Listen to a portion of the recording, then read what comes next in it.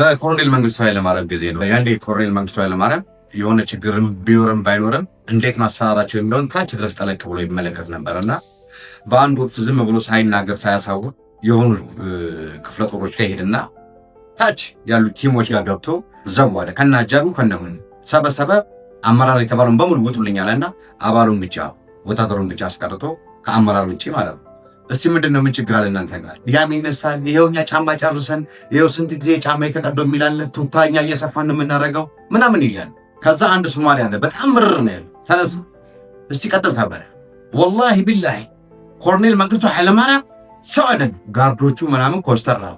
ደግሞ ወላሂ ቢላሂ ጓድ ሊቀመንበር መንግስቱ ኃይለማርያም ሰው አይደለም።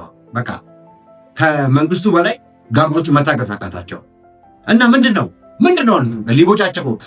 ወላሂ ቢላሂ አንበሳ ነው ወላሂ